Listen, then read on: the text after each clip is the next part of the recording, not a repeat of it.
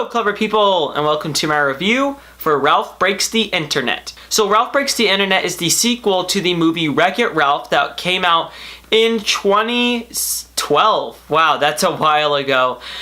2012 is when the first Wreck-It Ralph came out, and it follows the same people 6 years later when a plug into the internet is connected to their outlet. So Ralph and Penelope go through there to try to go on eBay and try to find a part that they need for Penelope's video game, because if they do not find it, then her game will have to be shut down. Now, Ralph Breaks the Internet was a movie I was looking forward to because I do really enjoy the first Wreck-It Ralph. Even when it came out, I really liked it. It made an impression on my childhood, and it's definitely going to go down as one of those movies that I call one of my childhood favorites. So I was excited for Ralph Breaks the Internet, very, very excited.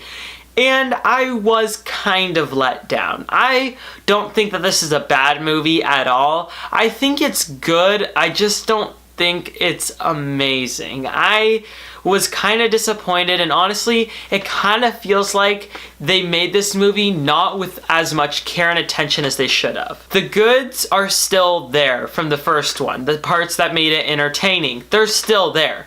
The voice acting and the great characterization, it's all still there. And I really do like the world of the internet that they built. It easily could have fallen into something like the Emoji Movie had, but it did not. It was living, it was breathing, it was imaginative. For every part of the internet, everything that you've ever seen, you know, like pull-up ads and that type of stuff, it was all really entertaining and really, really fun to watch.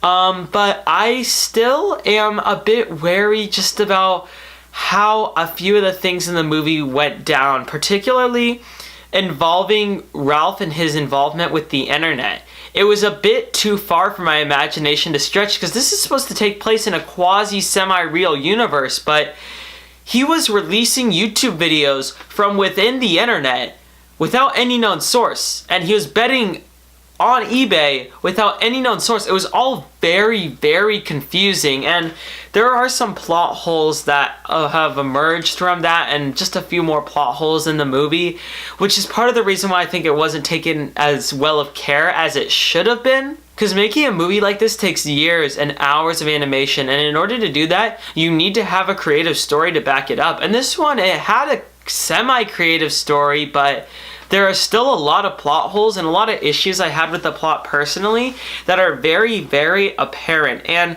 I really did not appreciate that. I really wanted a movie that was fluid, that worked really well. And another issue with it is that it wasn't fluid.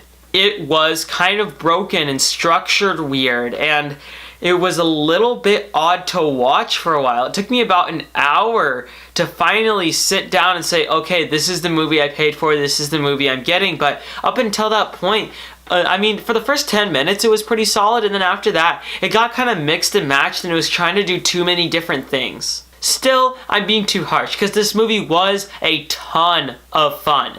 The world of the internet, like I said, it's really imaginative and really, really well done. And there's a few places that they go when they go to YouTube. The way that they built the world of the YouTube, it was really entertaining to watch. They go into like this really weird gaming place. It was also really entertaining to watch. And that does bring me to another one of my issues. A lot of the ways that they got to those places were a bit weird. They kind of, I don't know, they felt a bit strange, and I feel like the conflict that came from the movie often was caused by the characters themselves.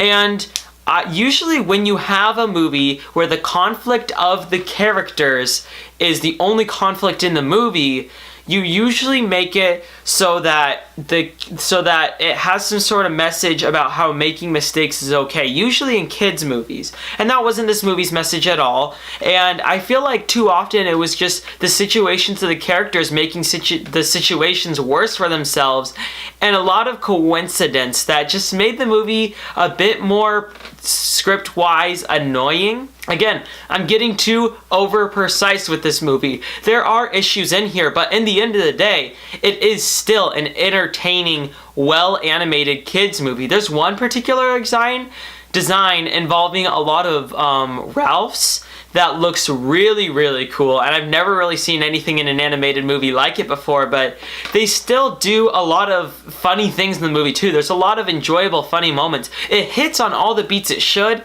It was just really lacking with the story and the message, which was just too preachy. So in the end of the day, I will give Ralph Breaks the Internet a 6 out of 10. I still liked it. It was just not exactly what I wanted it to be, but oh well. That concludes my review for Ralph Breaks the Internet. So, what are your thoughts on this film, or what's your thought on the first Wreck-It Ralph? Comment in the comments section below and let me know. I'm Robert Burke, and this has been The Clever Critics. Goodbye.